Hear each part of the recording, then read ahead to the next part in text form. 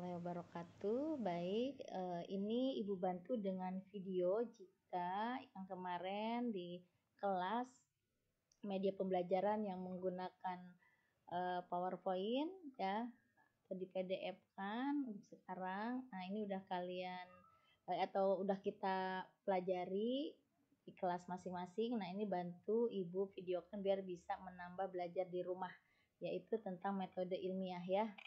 Jadi kita belajar tentang metode ilmiah. Metode ilmiah ini pengantarnya bahwa ilmu pengetahuan itu berkembang sangat pesat, kemudian perkembangan teknologi yang sangat pesat juga, kemudian munculnya masalah baru tentu atau proses pemecahan masalah tersebut perlu melibatkan metode yang sistematis dan objektif ya.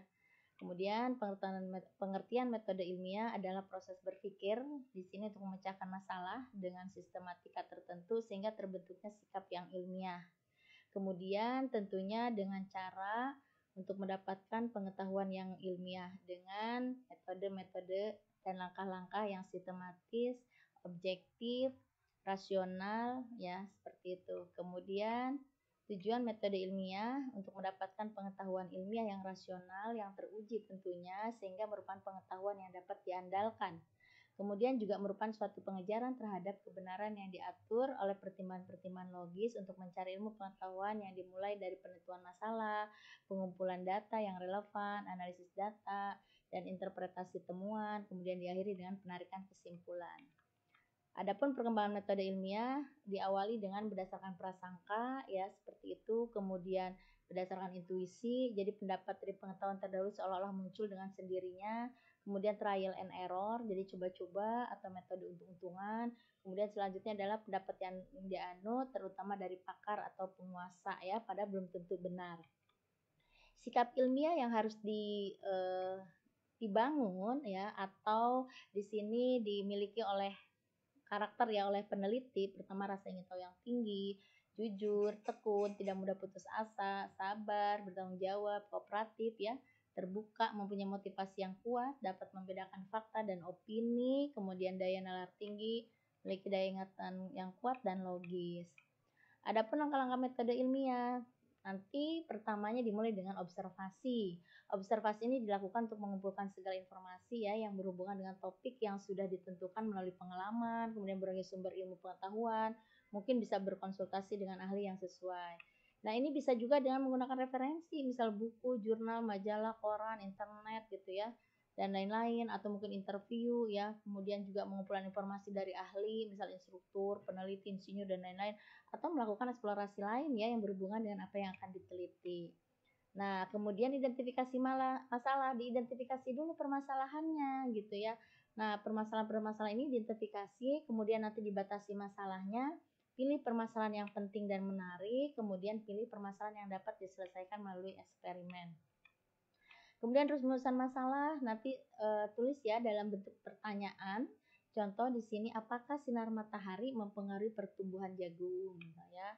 Kemudian hipotesis lanjutnya ya. Nah, hipotesis ini adalah merupakan suatu ide atau dugaan sementara tentang penyelesaian masalah yang diajukan dalam proyek ilmiah. Jadi ini adalah jawaban sementara. Nah, tujuan hipotesis ini penelitian terarah, tujuannya jelas, kemudian lebih efisien, pengumpulan datanya lebih relevan. Contoh, karena kita sudah searching, misalkan sudah mencari informasi dari berbagai sumber, akhirnya kita bisa dugaan sementaranya sebelum penelitian. Nah, contohnya di sini misal sinar matahari mempengaruhi pertumbuhan jagung. Jadi hipotesis ini menjawab rumusan masalah tadi ya. Kemudian baru eksperimen. Di sini berarti mengumpulkan data. Nah, eksperimennya harus dirancang nih ya, dilakukan untuk menguji hipotesis yang diajukan tadi. Nah, nanti perhitungkan nih semua variabel, semua yang berpengaruh pada eksperimen ini. Nah, hal-hal yang perlu diperhatikan, pertama pertahankan kondisi yang tetap pada variabel yang diasumsikan nanti adalah konstan ya. Kemudian lakukan eksperimen berulang kali untuk memvariasi hasil. Jadi jangan sekali, tapi misal minimal 3 kali gitu ya, percobaan pertama, kedua, ketiga, dan seterusnya. Lakukan eksperimen ini berulang ya untuk memvariasi hasil. Kemudian catat hasil eksperimennya. Kemudian pilih permasalahan yang dapat diselesaikan melalui eksperimen tadi. Nah, sekarang ke variabel.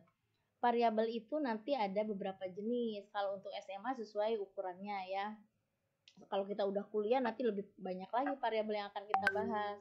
Jadi di sini ada variabel bebas, independen. Nah, variabel ini dapat diubah atau dapat diatur ya. Kemudian mempengaruhi variabel terikat.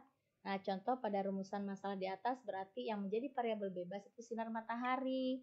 Kemudian kedua variabel terikat atau dependen. Nah, variabel ini yang dipengaruhi oleh variabel bebas bisa berubah karena bisa berubah ya kalau bisa berubah karena variabel bebas maksudnya. Jadi variabel terikat ini dipengaruhi oleh variabel bebas.